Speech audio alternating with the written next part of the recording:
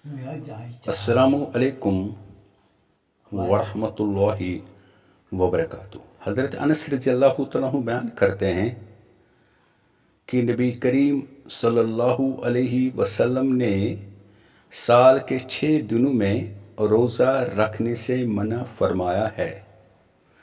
ईद उल फितर, ईद उल अज़हा, आयाम तशरीक़ के 3 दिन यानी 11 ज़िलहज, 12 ज़िलहज, 13 ज़िलहज, यानी 10 ज़िलहज को ईद उल अज़हा है।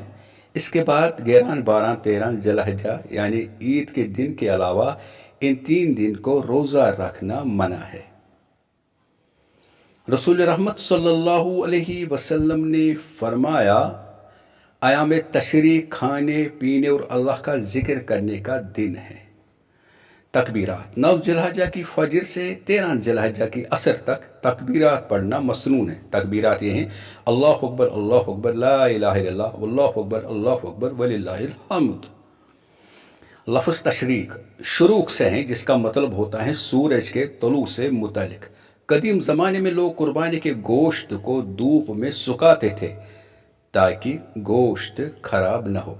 इस अमल को तशरीक कहते थे और इसी निस्बत से इन दिनों को आयाम तशरीक कहा जाता है। हज़रत अबू मसूद रज़ियल्लाहु तआला अन्हु फरमाते हैं, ईद के दिन इमाम के आने से पहले नफल पढ़ना सुन्नत नहीं है, यानी ईद के दिन सिर्फ ईद नमाज पढ़ी जाती है। मेरी तरफ से और मेरी चैनल दिल की रोशनी की तरफ से आप सब लोगों को दिल की उम्मीद गहराइयों से ईद उल अज़हा की खुशी मुबारक हो। अल्लाह ताला हम पर रहम फरमाए, हमारी तमाम परेशानी को दूर फरमाए, हमारी अंदरूनी बैरूनी बीमारी को दूर फरमाए।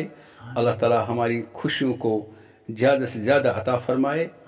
अल्लाह ताला इस ईद को हमारे लिए एक खुशी का पैगाम लेकर आए।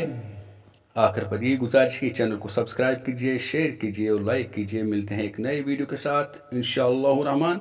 तब तक के लिए अस्सलामु अलैकुम वरहमतुल्लाहि वबरकातुहू।